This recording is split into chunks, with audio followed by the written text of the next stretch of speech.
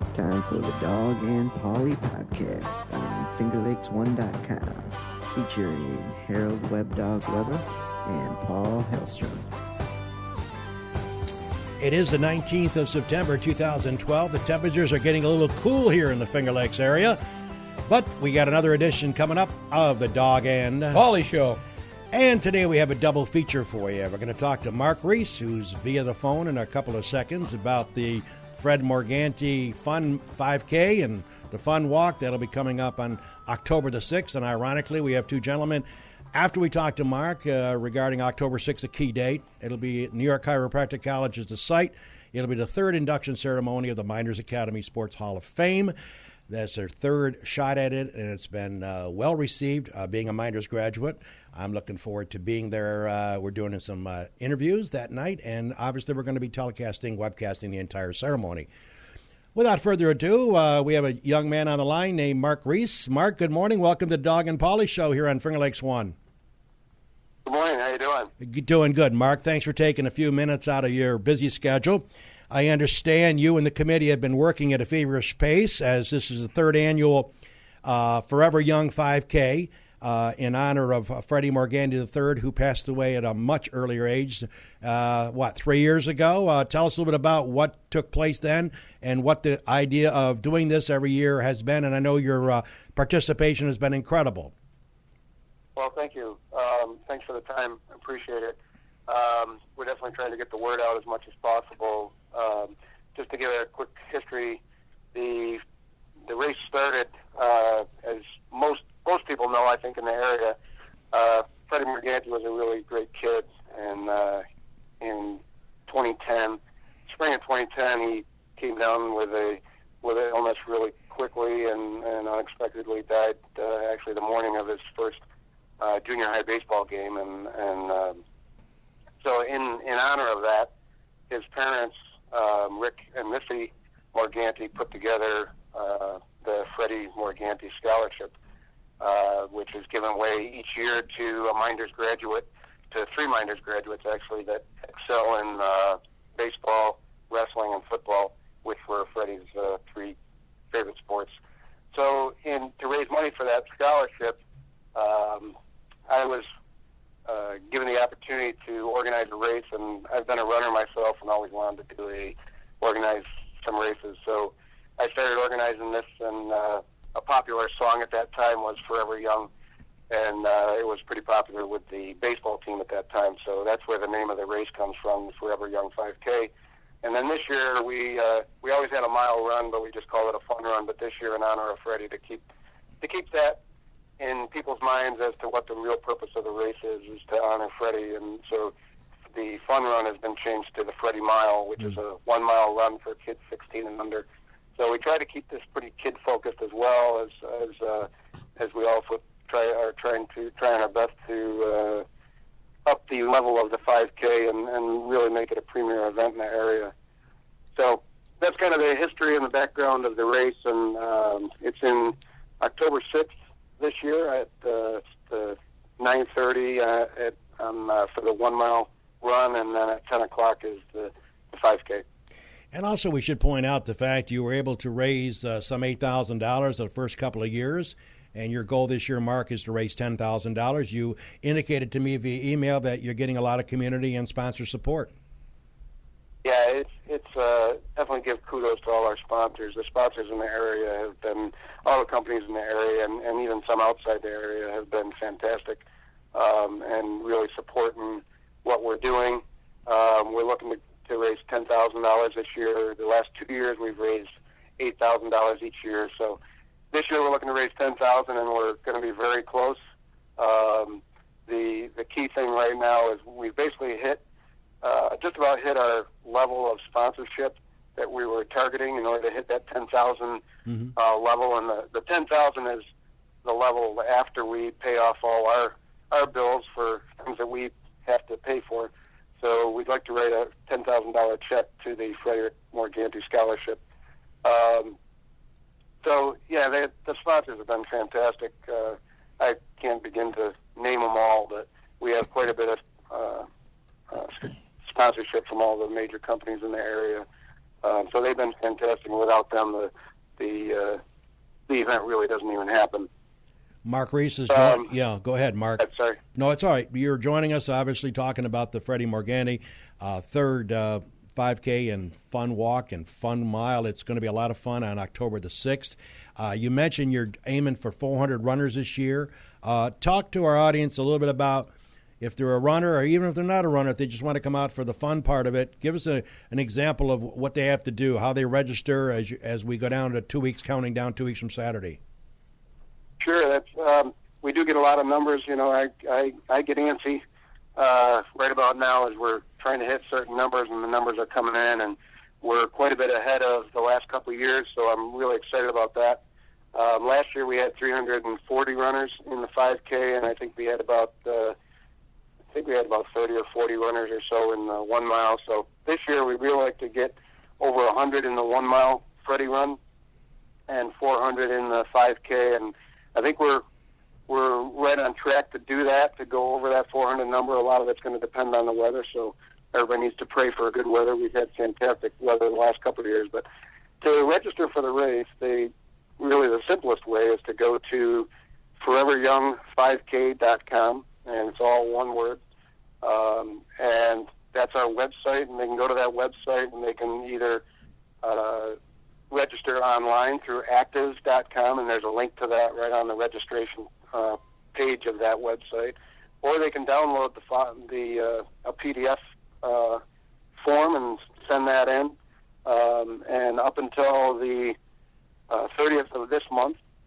it's $20 for the 5K and $10 for the Freddy Mile run, and then after that it'll go up to $25 and $12. So get your forms in, and hopefully we'll have another beautiful fall day like we've had the last couple of years, and we'll go over that 400 mark. This year we've teamed up with a company called Attain, which makes fantastic running technical shirts, and they're a really neat company out of Maine that makes the shirts from all recycled products. It's pretty cool. Something that I think is pretty neat, and I wanted to promote them as well. Sure. They're really super shirts, and actually they're the same shirts that were used in the Seneca Falls race, same type of shirt, same company. So for anyone that ran that race, that race is mine, will be we'll get that shirt as well. The other thing we're doing too, we've teamed up with the Wonderful Run 5K, which is in December, and that's a huge event, as most people know.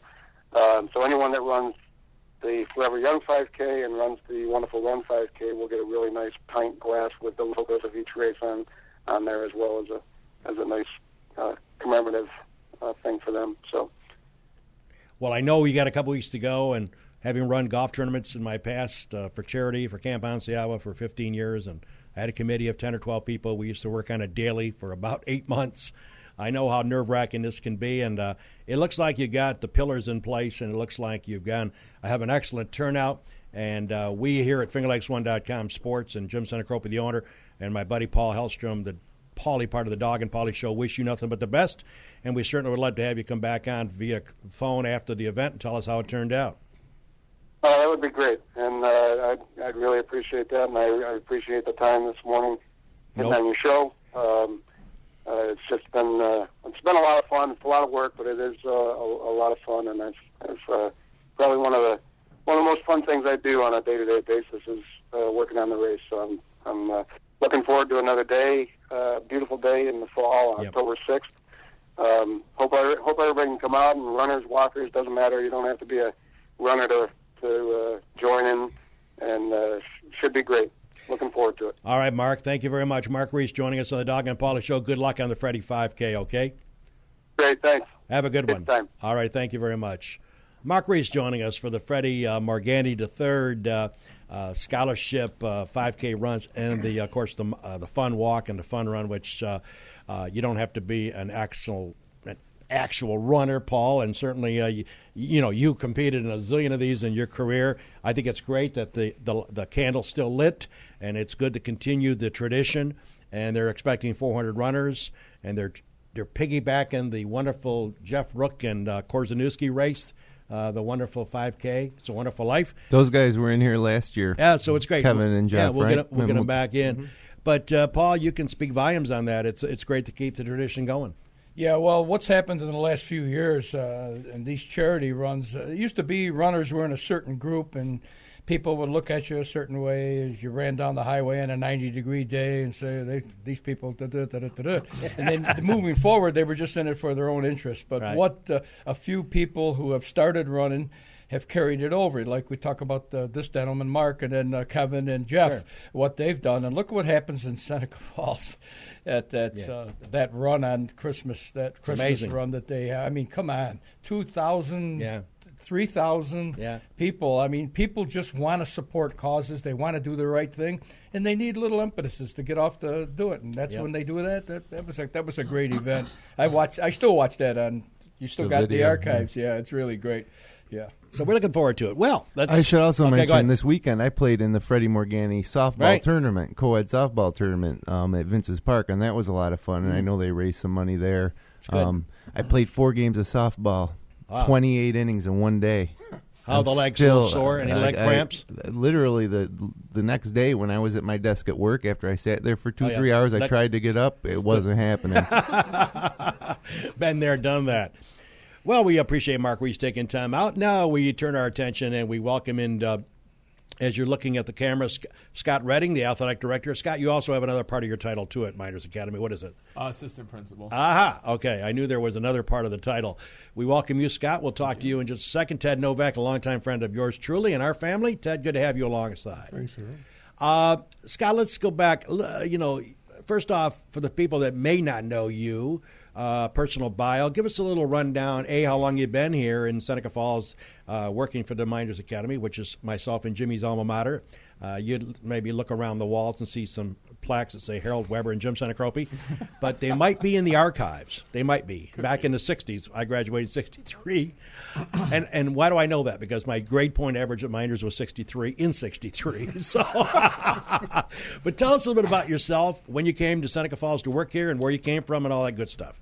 Well, I've actually lived in Seneca Falls for 16 years. Wow. Now. Amazing. Came here in 1996 to teach at St. Patrick's. Okay. Since then, I've moved around a little bit. Been at Mynderse now 4 years, and directing athletics there and assisting administrative responsibilities in the high school and the middle school. It's a great place to be. Now, where'd you go to high school? I went to high school in Brockport. From that area, went to college there. Okay. Went to college there for undergrad. Got a master's degree from Oswego and an administrative degree from the University of Rochester. Okay, good. So done a few different schools in my time as well. Seneca Falls feels like home now, though. Yeah, I bet. When you first pick up and you move like that, you think, you call where you're from back home, and now after 16 years, I refer to this as home now. Oh, that's great. It's a nice area. Well, like I say, being a graduate of Mynderse, of course, we lived in Geneva when we first got married. We've been married, my wife and myself, 46 and a half years. Pretty amazing. God bless her. She's going to take the quick trek to heaven. I'm going to spend a couple years in purgatory, and then they'll decide where I end up. But I can assure you it won't be upstairs. But all seriousness, I lived with Mary after we got married up on Elmwood Avenue in Geneva. And we have one daughter, Samantha. Jimmy knows her quite well as they went to school. I think we're at the same time, right, Jim? She was a couple years older than me. Yeah, older woman. But we purposely moved from Geneva to Seneca Falls, reason being I wanted Samantha to go to Mynderse Academy. And that's a true story. So, and I was a terrible student, I got to be honest with you. It was funny because I was in a class of 63. Ted knows some of those clowns that I went to school with. Dick Scabona, Rich Rickey, Tommy Scataglia, Belmont Stewart, the Durling boys. We were just hellraisers, and we had a lot of fun, believe it or not. But opening up books and studying was never something that I was excited about. And, I got through it, and the teachers, you can appreciate this since you're in administration, they were saying, let's see, we're going through the GPAs. Harold Weber, let's see, he's flunking a couple of, he's not doing too well in this course. we're going to do everything in our power to get them out of here. And guess what? By the slimmest of margins, I graduated. But no, it's a good school, and I've always enjoyed Mynderse, and had the opportunity through the broadcasting part of it to do a zillion of their games, as Ted knows, and we still do. We were there last year. You were nice enough to host us for the Mynderse Academy Wayne basketball game, which we did last fall. And we'll be looking forward to doing more basketball games, hopefully this year as we prepare. But it brings back a lot of good memories. I would be remiss if I didn't ask you, being athletic director, you obviously were saddened with the decision of DeSales having to close, obviously, because that's something that was very important too for the fabric of the area. On a personal note, too, I worked there for 10 years. Okay. I started teaching there in '99 and taught there right up until 2009 when I started here at Mynderse. Actually taught there in the beginning, and by the time I was done there, I was their athletic director for a year, was the assistant principal there for a year, and was their principal when I left. So not only did it affect me athletically here, but on a personal note, I had a lot of ties there and a lot of people that I still keep in touch with. So on a personal note, it was sad to see that decision happen. But in today's economic times, it's getting tougher and tougher to support private education. And from an athletic director standpoint, it affected us a little bit as we were supposed to host them in a Week 2 football game on what was slated to be our opening on the new field. However, being that I have the insight there that I do, we were able to have a team on the back burner, so to speak, that I was able to get in touch with the Nichols School from the Buffalo area. Right. And we were able to get them in here, so we were able to... And that was a great night. I was at that game, and boy, every seat in the bleachers was packed. Tons of kids. It was a good weather night for the most part, and just hadn't had a night like that surrounding Mynderse football in a long, long time. That's great. That's true. And very good night. And I was out on the football field before taking some pictures, and it was just a beautiful facility. And I imagine we want to talk a little bit about the details as to what went into that. And exactly. Yeah, and before we talk to Ted, and then we'll go back about the complex, and I've always asked athletic directors who come on this show, my friend Joe Spizzato of Waterloo, and of course Jeff Panic now, our good friend also in Waterloo, and I've talked to several other ADs. What is your theory based on sports and winning at all costs, or winning just to win, or are you of the mindset, I guess we're not putting you on a spot, are you the mindset as long as the kids try hard, that's good enough for you as AD, or is winning important to you? I know winning means something, but how important is it to you as AD? It depends on the level of the sport. Okay. We're fortunate enough to be the field teams from the 7th grade right on up through senior year. Right. And, we have a 7th and 8th grade level, our modified sports program, and then we have the junior varsity level, primarily made up of our 9th and 10th graders. At that lower level, the emphasis is really on fundamentals, teaching the games, getting the kids exposed, learning what it's like to be on a team. There's a lot less of an emphasis from me to the coaches on winning at that level. Okay. We put a large emphasis on participation. Right. We do our best not to cut athletes. Right. Especially with school size what it is today. Right. And populations are not growing. If anything, they're going down. Shrinking. Yeah. So getting kids out for the sports is big for us. And we encourage participation at these lower levels. And the coaches are great. I'm blessed with a lot of very good coaches in this district. They embrace the philosophy that kids are here to play, and they're very good about getting kids into the game, and they do a very nice job. The varsity level, it's not winning at all costs, but the emphasis on winning definitely increases. Sure. There's a lot more at stake. Yep. Everyone wants a shot at that sectional title. Right. Which, we've been very fortunate in my time here to, bring home a few of those sectional trophies. And they've set the bar very high there, our athletes. And, the younger ones see that, and they know we've got to work hard. And it's going to be a little different when we get to the varsity level. Sure. Not everyone's going to play. Right. There's going to be support roles. There's going to be starting roles. But yet we strive to teach that it's all important. Exactly. No matter what your role is on the team, whether starter, reserve. It's good. You all, make up the team. And it couldn't be done without both sides. Exactly. Well, I appreciate that philosophy because it's always interesting to find out what the theory of thinking of as the AD, Do you try to win? Obviously, you try to win. That's why they keep score. They keep score for a reason. Absolutely. And I'll tell you, I'll be honest with you, the football program has had some hard times the last several years, and it was the talk in the barbershops. Are we going to win these football games? When are we going to win one? What's going on? And again, I'm 67, and I can relate to the years in the late 50s and early 60s where we never got beat. There were schools, as Ted knows, from Syracuse, that wouldn't come up and play Mynderse at Brockfield. They were scared of Mynderse Academy. Mynderse had a history of hardly ever losing. We were a dominant team, and not to say you want to continue that and have it throughout your lifetime, but to go from being the most feared football program to hardly ever winning for several years, that was tough. That was tough. And I really appreciate the way they started off this year. Yeah, they got beat up the other night by the Golden Eagles. It's not unusual. Clyde Savannah's a powerhouse, too. But it's nice to see them play competitive. It's nice to see them in the hunt and win a few because, as you said, you got to win a few. You do. Gets the fan base excited. It does. And especially when you're, that's one of the teams that was going to open the season. Exactly. In the new Right. On the new field. Right. And if you are able to fill the bleachers and, bring the there you community go. Out to see it. Give them a win. It obviously helps. Yeah. That's right. And we did some things in the off season, to kind of change the way we've been doing business in football, and it really got us off to a great start. I mean, they opened 2-0 before, like you said, dropping the other night to the Golden Eagles. But, what a great start for a team that has been struggling over the last, 5-6 years. Been a while. Say.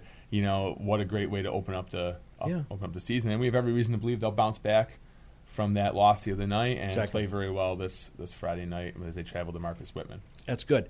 Well, longtime friend Ted Novak is alongside on the couch. We're not putting any pressure. We put our guests on the couch, and Ted and myself go back a long time together. First off, Ted, welcome. Thank you. It's good to have you here. Ted, let's talk a little bit about, I think people know who you are, but for the people that may be outside the area checking out the show today, give us a quick bio on yourself, where you went to school, where you went to college, and how long you've been affiliated with Seneca Falls. Well, I haven't strayed far from Seneca Falls. There you go. I was born here, went to St. Pat's, went to Mynderse, then came back to work here. I taught and was an administrator in the district for 34 years. And I'm still helping out in the school district. That's awesome. And the most recent project is kind of in the communications end of the current project Good. That we're in. That's awesome. So you've been... Ted was my fourth grade math teacher in No stories, Jim. No stories. 1980. Yeah. 182, something like that. Over at the intermediate school? Yeah. It was 1 year, fourth grade at the old intermediate school. I wonder if you taught Samantha, my daughter. I was trying to think back. Yeah. So you graduated, Jimmy, in 1990. And she graduated in probably 87. 87-ish. No, I would have been in the district. She might not have. Yeah. I might not have had her. Yeah, interesting. It's funny, though. Let's talk a little bit about the Capital Project. People, read about it, and I know you've enhanced the Brockfield, beautiful facility, and you've done a lot more. Take us back to when the school district decided to put the package together, and what was the thinking, and what does the Capital Project involve? I know the Brockfield complex is gorgeous, but it's obviously more than just that. Mm-hmm. Give us a quick overview, if you could, of what the thinking was and what that encompasses and where you are at as far as dispersing the funds from the Capital Project. Yeah, over the years, the administration and the school board has been involved with several smaller projects. Mm-hmm. And one of the things that they've been waiting for is the opportunity for a larger project where they could address some of the things that they've kind of put on the back burner. And this is one of those occasions where they've been able to kind of wrap everything up. But they're focusing in on a few central themes: efficiency, maintenance, and energy conservation. So almost every one of the different aspects of this project touches one of those themes, including the football field. Apparently, we had a study done by our landscape architect, Appel Osborne, and one of the partners, Bruce Appel, did a study and found that our school district's facilities, athletic facilities, outside athletic facilities, are quite limited because of the landlocked and the surrounding properties. and the poor drainage. So he's the one that proposed to the Board of Education the need for an all-weather football, soccer, lacrosse surface so that the district could maximize the use of one particular field.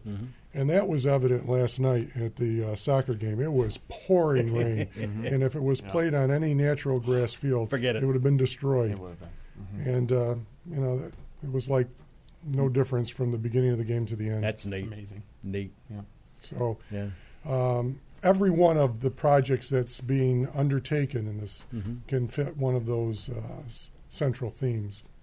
So, and of course, excuse me, Earl. Now it rained during the football game against Clyde on Friday night too, pretty hard. So, in an ordinary year, that football field would have been torn up for the rest of the season. Yeah. But now you can go from football on a rainy day to soccer on a rainy day to field hockey, and it's a consistent surface. So that in itself is a huge benefit to the athletes. It probably reduces injuries, and consistency of play.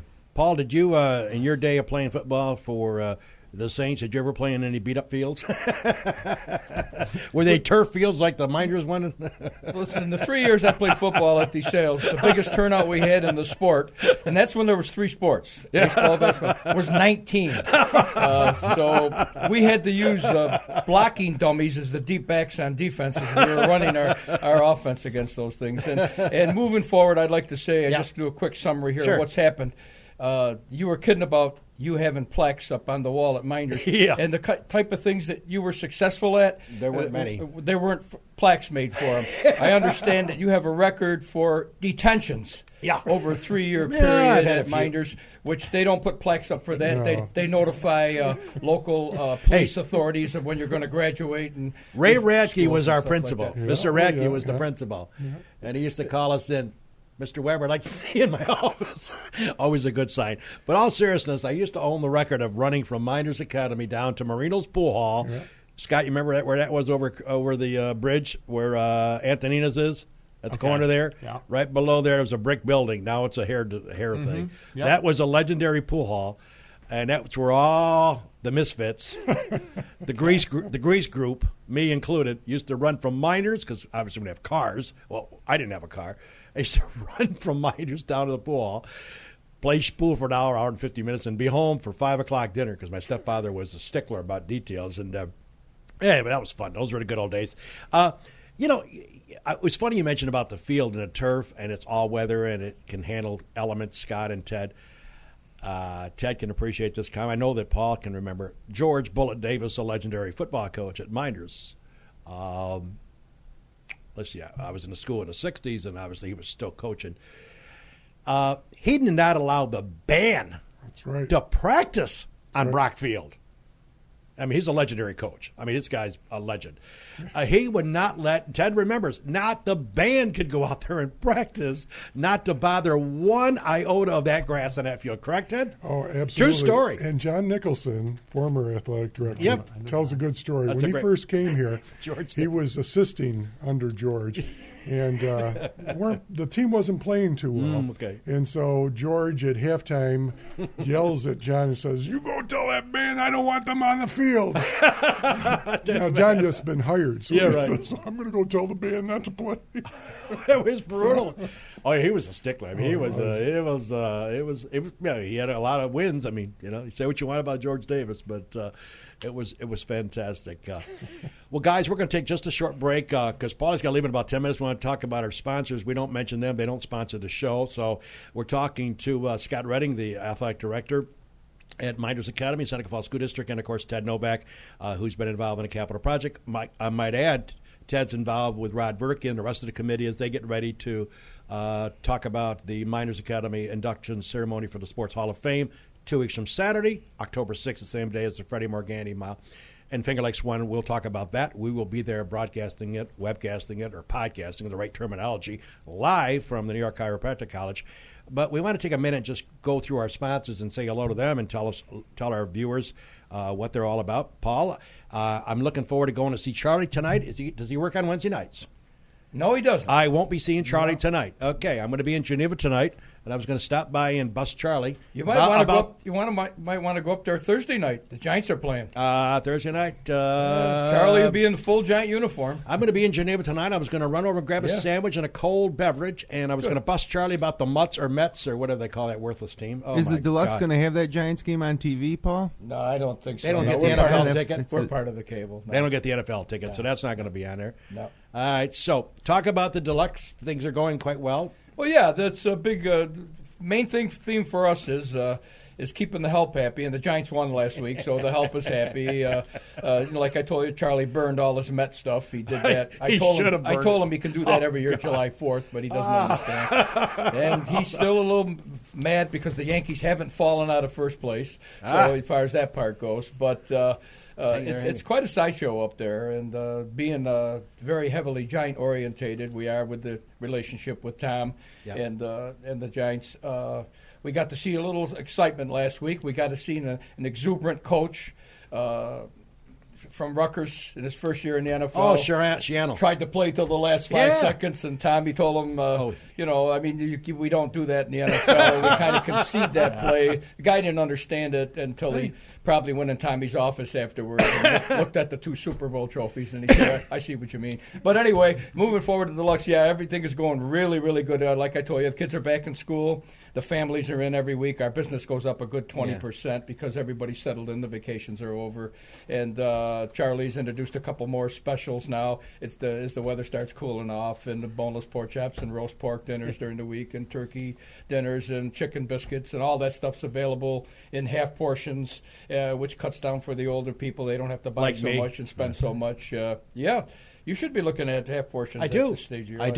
Yeah, you should. I do. Yeah, that's good. But, Charlie's just really happy with the way things are going. He's glad to be a sponsor of the show, and he says that don't have to say enough about it. You go in there, it's like Scott was explaining how it's easy to call Seneca Falls home after you've been here a few years. He says he's reluctant to not call this his home, and it is. And the same thing, when you walk in there, it's just like, Norm. Everybody knows your name, and you've been there twice, and that's the atmosphere there, and children and everything, a nice environment for everybody. So Charlie's happy with the way things are going. So he won't be there tonight for me to bust him on the Mets, huh? Oh, God, what a pathetic team. I think they're averaging like a run every 4 games at Met Stadium. I think he can score over 2 runs or 1 run. It's amazing. I mean, that team is just laughable. Hey, the Yankees, the Baltimore wins last night in 18 innings, by the way, if you missed the score.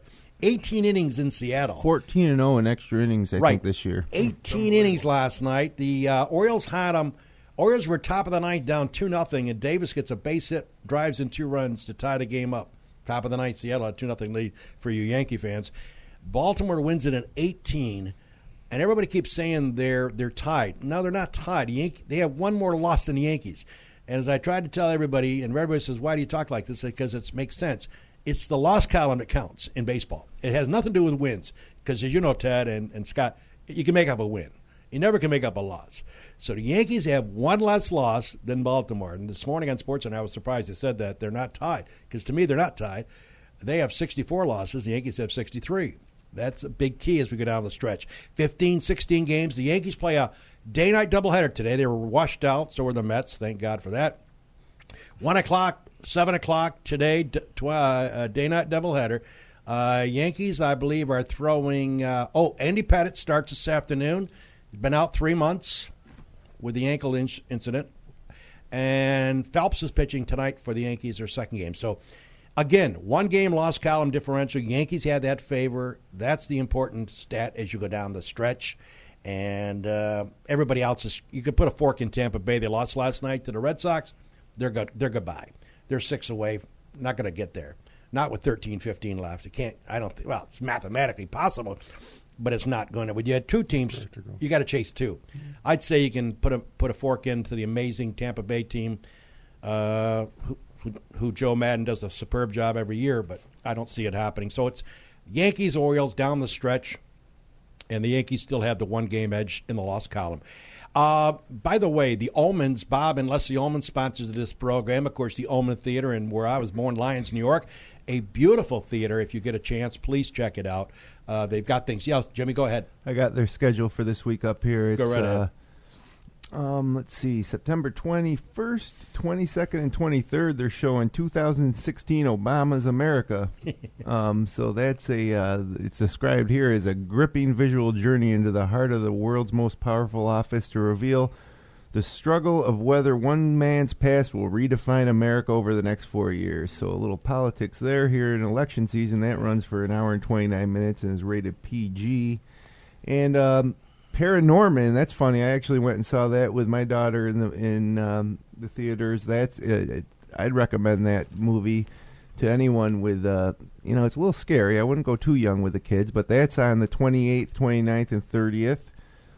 Show times on the 28th, 7:30. On the 29th and 30th, it's a 4:30 and 7:30 showing. And then also coming soon is rated PG-13, Clint Eastwood, the new Clint Eastwood movie, Trouble with the Curve, that's where he's a good movie. Atlanta-based Brave Scout. So some good movies coming up. He's not going to be talking to a chair?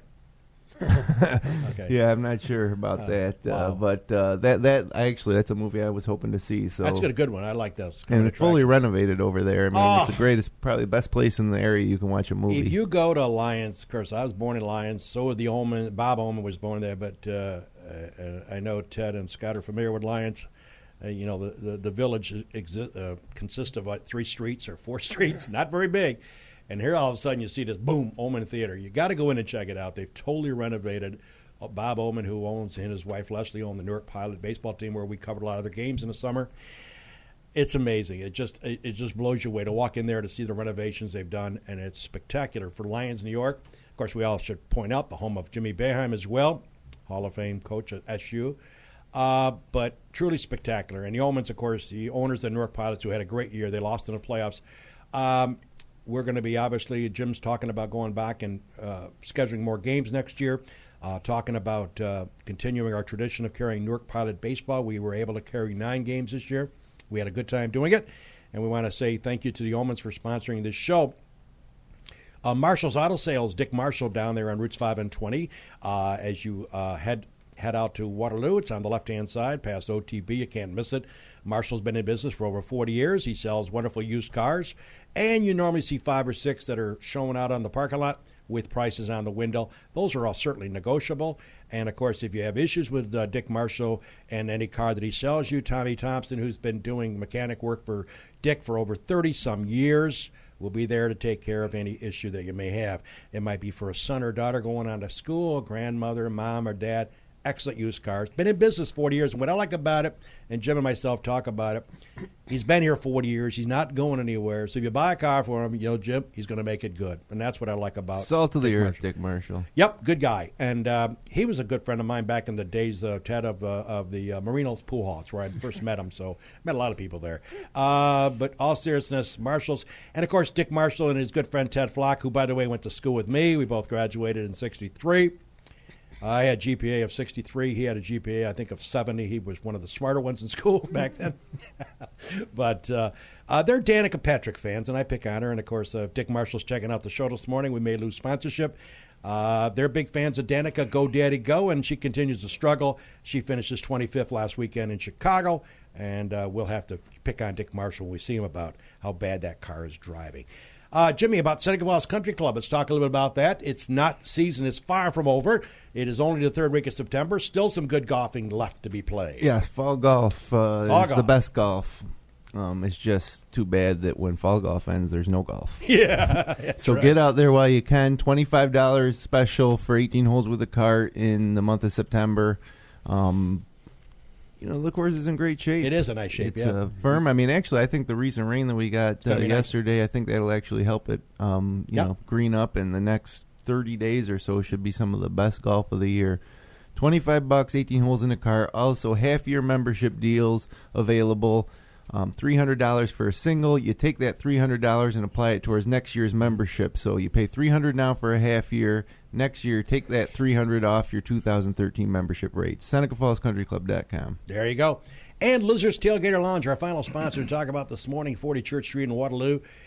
This coming Friday night, DJ karaoke videos. He's got Saturday 3 bands featuring low-key. and plus 44 Mag and Almost Dead. That sounds like a great band. Hey, I can't wait to get there. Of course, they know I won't be there for the band, Scott and Ted and Paul, because I go to bed at 9:30, and the bands don't come out until 10. So that tells you, Ted, I'm getting old. 9:30, good night, but I'm up at 5, so early dog. Sunday, by the way, speaking of, they have the NFL Network and the NFL Sunday Ticket, which means they can watch any game across the country, which is a neat feature. They've also got Monday Night Trivia. So DJ Trivia coming up on Monday nights, prizes each week, and, of course, specials on drinks and bar food. So there's a rundown, guys. We did our job of running down our sponsors. Pauly, talk to us about a couple of quick sporting events that you have on your mind, because I know you got to get out of here in about 3 minutes. Yeah, well, first of all, before I even talk about anything like that, I wanted to appreciate what these two gentlemen have done. Scott, I want to congratulate you on bringing the numbers up in all the sports over the last few years with dwindling attendance, which is basically, you said something there that I was really impressed with. Kids have to learn organization. It's not about individuality, and I think programs move forward. And I looked this year, and I think Mynderse had 30-plus football players on the varsity for the first time in a long time. Waterloo had 38. They're strength in numbers. And it's all about learning as they're coming up through the modifieds and the junior high programs, like you said, dependent on each other and supporting each other. And I went to the one football game that they played against Lines, which that was their going into this year. Right. Their quest was to not look bad and to beat Lines, who I think they won the league, or Cole won the league last year, something like that. And they went in there. And it was actually, I got a sense that the kids were defending that field. Yeah, the people put them up that field, and it acted like the kids, no, not here, not now. This is a new Mynderse, and so we're moving forward. Football, but I wanted to congratulate you, because all the sports seem to be. I've been to a soccer game, boys, soccer game, girls, a volleyball game, and I've been to 2 football games, one Mynderse, one Waterloo. But I want to say that it seems like a resurgence is coming back, and the kids are benefiting from it. And what you brought to the table at Mynderse, I think, has helped. And then you're just, I think you're a pillar. Like you say, I've always been here. I've always been here. A lot of people forget, but what you've done here is, I mean, is incredible. And then you just want to keep giving and giving and giving.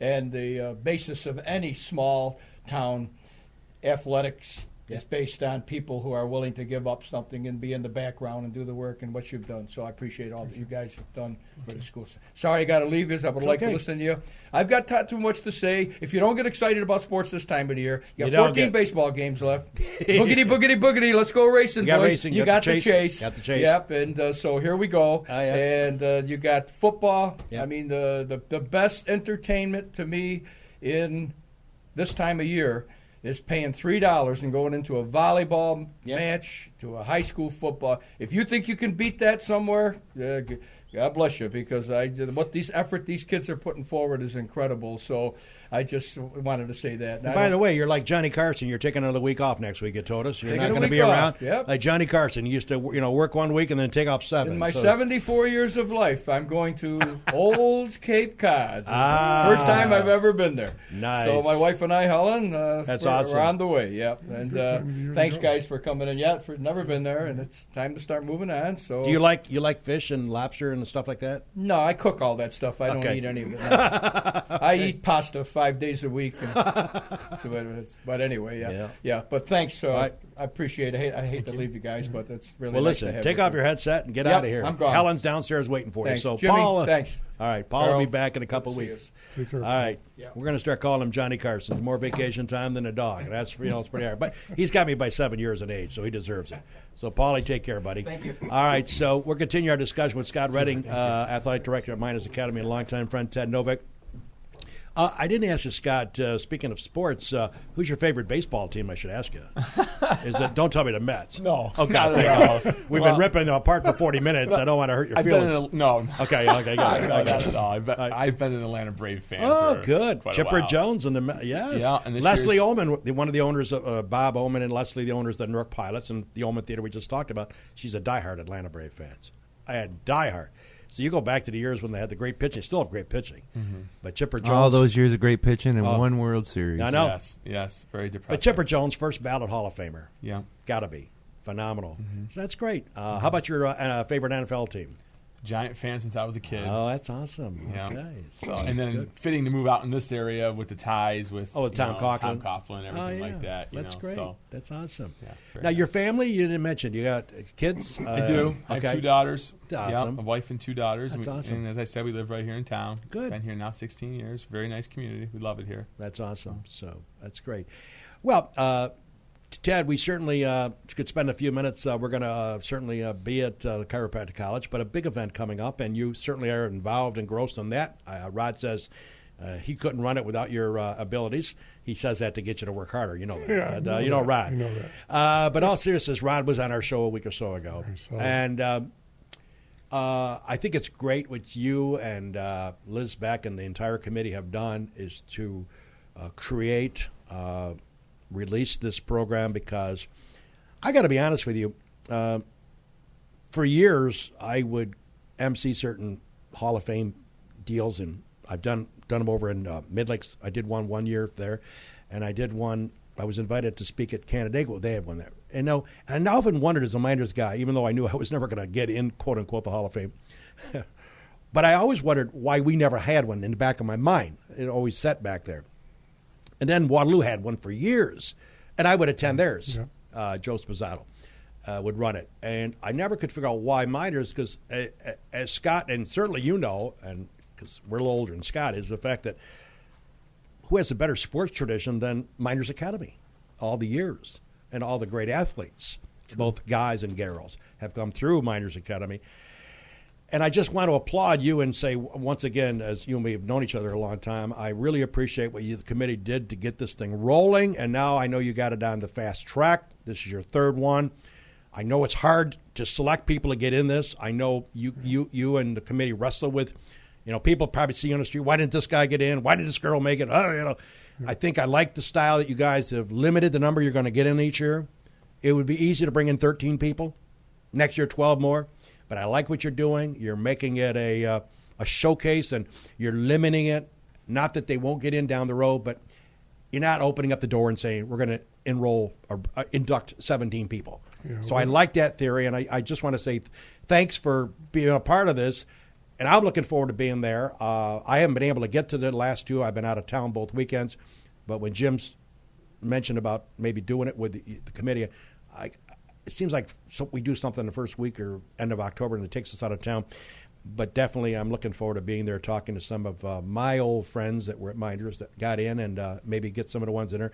So speak a little bit about the Hall of Fame. I know it's a labor of love for you, and I know you spend a lot of time with the rest of the committee getting this thing rolling, and I guess you're getting a little itchy now that it's only 2 weeks away, 2.5 weeks away. Well, you get a little nervous at sure this time because you want to make sure that everything goes right. Been there, done that, yep. And I want to thank Finger Lakes One, though, for covering it this year. Mm-hmm. We've been thinking about ways of videotaping it, right? Because some of the acceptance speeches have been outstanding. Mm-hmm. I was talking to you before the show, right? That last year we inducted Dave McNaney, right, and he gave a very heartfelt acceptance speech that kind of made your hairs stand up a little bit, and just wish we had it on tape. It was one of those precious moments that we lost. Yeah. So hopefully we'll have some more this year, and it will be archived so that people can review it. And to speak a little bit about what you had said earlier about the numbers issue, Rod Verke obviously should be the one that's credited for getting the ball rolling on the whole Hall of Fame. And Rod was pretty adamant about limiting the numbers to no more than 5 each year. And looking back now, that was a wise decision because, as you said, we could have very easily have had 15 people more or more. Easy. And easy. Now, Rod's not in yet, right? That's another issue. He keeps saying, he's clearly one of the most celebrated athletes ever to come out of Mynderse. So maybe next year we... Jim, it goes without saying that it almost makes a mockery of the Hall that he's not in. Right. And we've argued with him every year. The committee members have argued with him. He says no, he doesn't want to take the spot of somebody else. But there comes a point where you got to do it. He's most deserved to be in there. Right. He should be in there. Yeah. So hopefully We'll work on them. Yeah, you tie them down, But, back on what you were saying, Ted, about limiting the numbers, I think is a great idea. And when you started the ceremonies and started the induction ceremonies and you created it and you put it in a beautiful location, a college, I understand. I have never been there to see it. Looking forward to being there this year. It's a beautiful facility, and it takes care of your needs. It allows the people to come in and be fed well, and then you have a nice seat to watch the ceremonies. I think it means more to the onlooker and to the graduates of a school. If Scott were my neighbor and got inducted, it would mean more to me that he is one of few that got in a particular year. Absolutely. Instead of reading a list of 60 names. And, Yes. and I'm not bragging. I mean, I was not an athlete at school. Thank God I did some play-by-play and broadcasting. But, the point is, I can think of, my God, 20 names without even worrying about it that probably should be in. But This is your third year. By the way, just so we can update you, if you haven't found this out yet, the Hall of Fame will be inducting the following athletes in 2 weeks from Saturday, October 6th. Jerry Anderson, Joe Avaduti, Beth Ann Bradshaw, Gene Carasillo, and Franny Piscatelli. I haven't seen Franny in a zillion years. And contributors Dom Deco Paradise, need no introduction with Dom, and Bruce Knapp Sr., and also the 1985 girls soccer team. So those will be the highlighted individuals and teams on 6th of October. And also, we're adding a new category. Yes, you mentioned that. I forgot about that. Yeah, mention that. That's title. The Forerunners to Title IX is Bingo. the category that we've named it. Yes. And this is for all the ladies. Excuse me. Yep. Liz Beck doesn't like when I use the word ladies. Okay. This is for all the female athletes prior to 1972 that didn't have the same opportunity as their male counterparts. Excellent. So this year we're going to be honoring Angie Bonavanis and Hazel Reynolds Westfall. Awesome. Yeah. I'm sorry. I'm glad you corrected me on that because I did not want to leave them up. But I think it's wonderful, and I think that in any given committee meeting that you folks deal with, I'm sure there are tons of names that are brought up and that you discuss. And I guess it's got to be a hair-pulling incident when you leave the meeting thinking that, oops, that person didn't make it. That person missed. I guess I love the way you guys are doing it, and ladies and friends of mine, Liz, I hate to use the term lady as well. But I think it's wonderful what Mynderse is doing, and I love the idea of limiting the number because to me it makes it more important too. And as years go on, the candidates will eventually get in. Absolutely. And you might have to wait a while, but still, I think it. Well, also when you do get in, you're going to feel good. Have more time and focus rather than if you were one of 15. I agree. So yeah, and I agree. That was one of the reasons why we limited it. And we should point out our friends up in Waterloo are having their ceremony the same night as Mynderse. Right. I kidded Joe Spazzato, your longtime friend, and Scott knows him very well. I busted his chops at a local diner one night about, what's the big deal of you tying up the night? He says, wait a minute. Hold on a minute, Harold. We've had ours that date every year. Just because Verk and his committee puts in the same night, they busted, like they always do. So he was making fun that he had his always scheduled. They've been doing theirs for several years.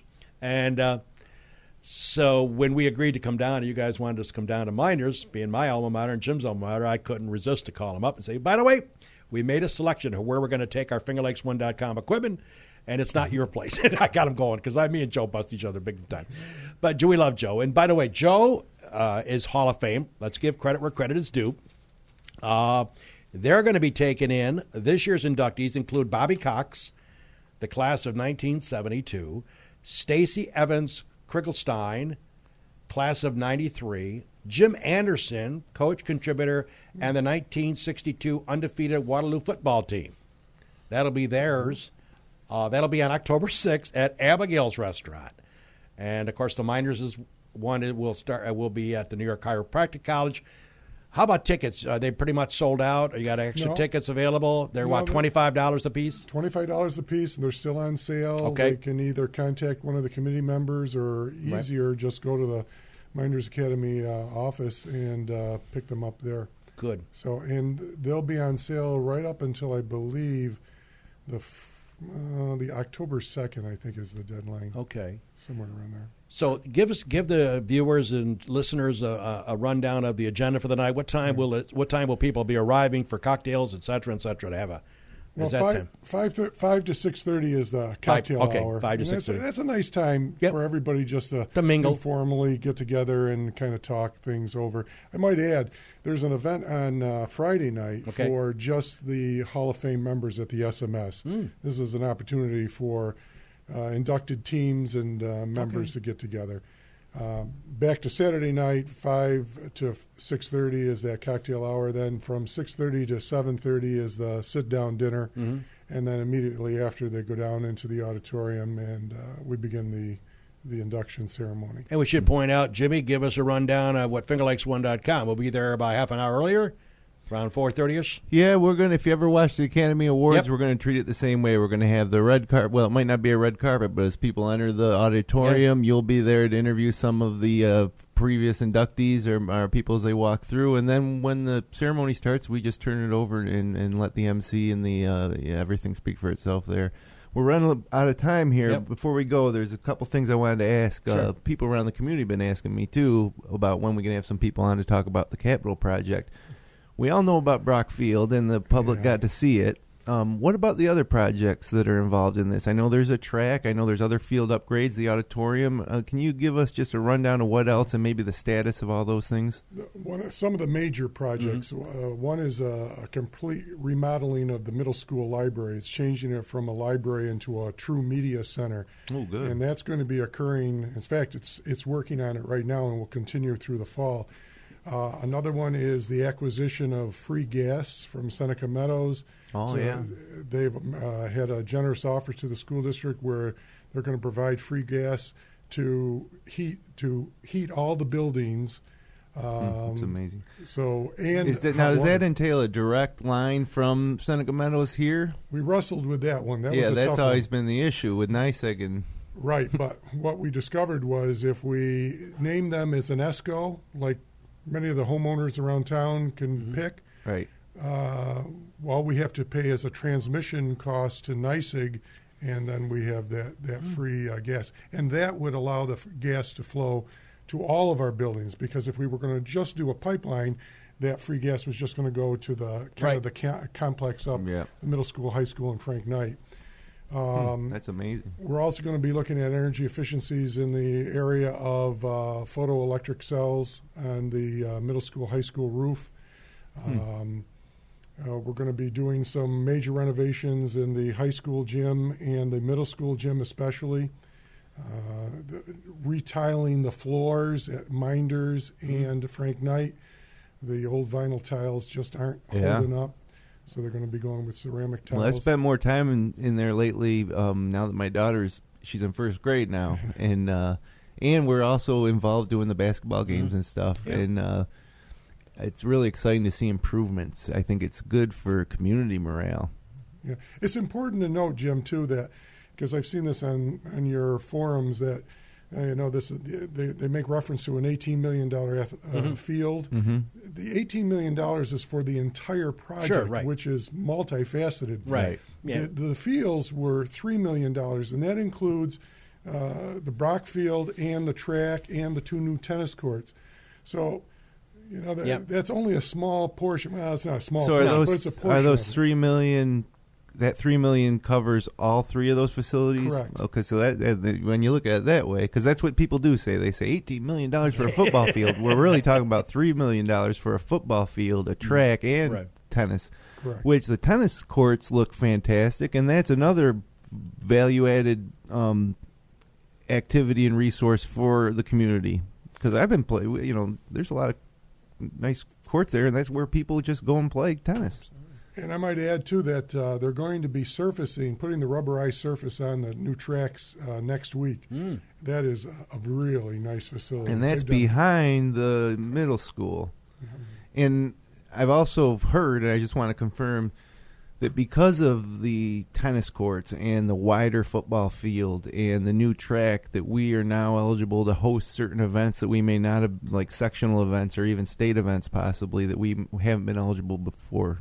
So that's another bonus, I suppose, because there's some revenues that come with that, and there's some exposure that comes with that. And And certainly any of these events that you can get there is easy for us to webcast, Sure. right, Harold? Exactly. Instead of having to drive across to Glens Falls or something like that. Yeah, that's right.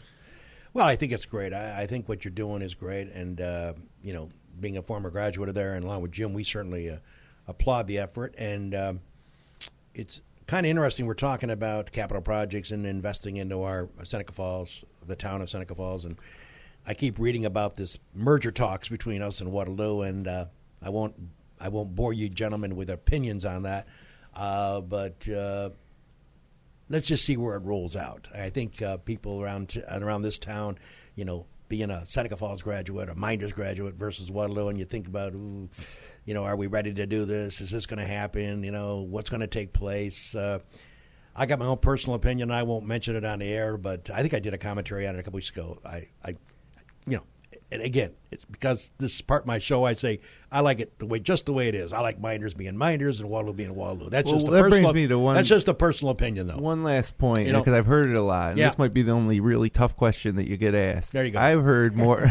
I've heard more often than not when talking to people about this. The reoccurring thing comes up. Is we got two. Oh, beautiful. Beautiful football fields within 6 miles of each other here in northern Seneca County. Yeah. What would happen if they merge in this and that? What would be your response if somebody was to ask you that on the street? Say, why do we need this when we have another one in Waterloo? Obviously, we're separate school districts. Well, and I think that's how the projects were indulged. Right. I mean, you didn't go into it thinking what could be 5-10 years down the road. You went into it with the current needs of each district. Understood. Yep. Understood. So and when I get asked that question, I mean, we could hypothesize 10 years down the road what the case may your be. Job's to take care of the facilities now. Your job is to take care of your students now and the needs of your students in your district and your community. And I feel that's what both districts have done with their projects. Oh, I agree. Both are very beautiful, and they really benefit the athletes. And like we mentioned already here today, last night would have been very tough conditions to play a soccer game, if not for that turf. And we were able to do 2 games back to back right there, and not no injuries, no ripping up of fields. And overall, and the maintenance of that field, it was a nice night. The maintenance of the turf field has to, over years, produce a significant savings. You don't have to water it, you don't have to mow it, you don't have to fertilize it, you don't have to necessarily, top dress or aerify. And you don't paint it anymore. Right. That's true. There's no striping of the lines. There's no getting it ready. There is grooming that needs to be done, but from what we're new at this, but not to the extent that would be done on a grass field. Right. Go ahead, Ted. And just getting back to what you were saying earlier, Jim, too, that the board did wrestle with that whole aspect of what if, this merger became solid. Right. But there's no guarantee that that's going to happen. If there was a guarantee, obviously things would look totally different. Recently it was voted down in a significant margin, too, so you can't plan on that happening. I agree. Exactly. And even with that in mind, they still, in the design of the football field, kept that in mind. Even if there is a merger, there will be a facility up at Mynderse, and it will be probably called Mynderse. That's why the writing on the field is still Mynderse. Mm-hmm. They kept that in mind if that should possibly occur. So it wasn't ignored. No, I understand. I get asked that a lot too. What we're going to do, and and again, we got to wrap it up because we're running out of time. But I kid Spizzato, our good friend Joe, all the time. I drive, past the complex of Waterloo all the time. And I said, Joe, you have to have the world record. He said, what's that? For the amount of citizens in the village of Waterloo to see that sports complex and what they have put together there over the years is just mind-boggling. I mean, it looks to me like a major league facility when I drive by there. I mean, they've done a wonderful job. Don't get me wrong. It's just gorgeous, but I'm thinking, oh, wow. Did you serve those voters a couple of drinks at Lizard before they went and voted on that years ago? And I always have fun with Joe. But, hey, it is what it is. And, Scott, I agree with what you're saying and Ted says. And, Jim, you got to deal with today. You can't look at 5 years. Well, you can look down the road. Yeah. I mean, that's what's called strategic planning. But and it was taken into consideration. You got to deal with the kids and what you're going to be dealing with now. And if it does happen, it happens. And one last thing, too, I failed to mention at the beginning of the show. Right. Originally, Bob McKevney, our superintendent, and Joe McNamara, our board president, were going to be here today. Right. but they wanted me to extend their regrets because they're out of town attending a meeting together. We'd love to have them come back sometime. Let's get them back sometime. They both do a great job. I know. We need to wrap it up. Scott, we appreciate you taking some time out. Thank you. Your schedule to join us. And I think I've probably seen you around town, and it's the first time I'm glad you're on the show, and it wasn't that nerve-wracking, was it? No. Is it live or is it Memorex? It's been live. It's been live, and once you get into it, you don't even know. Your wife and daughters can check you out tonight on fingerlakes1.com. Ted, as usual, a longtime buddy of mine. Look forward to seeing you in a couple weeks. Yes. And we're looking forward to doing some interviews and having some fun and mingling up with some of my old pals that either got in the Hall of Fame or getting ready to be inducted in a couple of weeks. So Scott Redding, the athletic director, along with Ted Novak, a couple of longtime buddies of mine. Thank you for joining us here on the Dog and Pauly Show. And with that, we want to remind everybody, lots of going on this week in the world of sports. Join me next Monday for the Weber on Sports show that I do every Monday morning, 9:30 live, when I usually pick on the Buffalo Bills and the New York Mets to start off with, and a host of other issues involved. So, and don't forget, again, the Hall of Fame will be broadcast here, the Mynderse Academy Sports Hall of Fame, October 6th, New York Chiropractic College. We'll be on the air 4:30, 5 o'clock in that area down there, doing some interviews, and we'll be showing you the ceremony live. So hope that you join us for that special broadcast. Speaking for Ted Novak and Scott Redding and Jim Senecropi, this is the Dog H. Weber bidding you a pleasant good morning.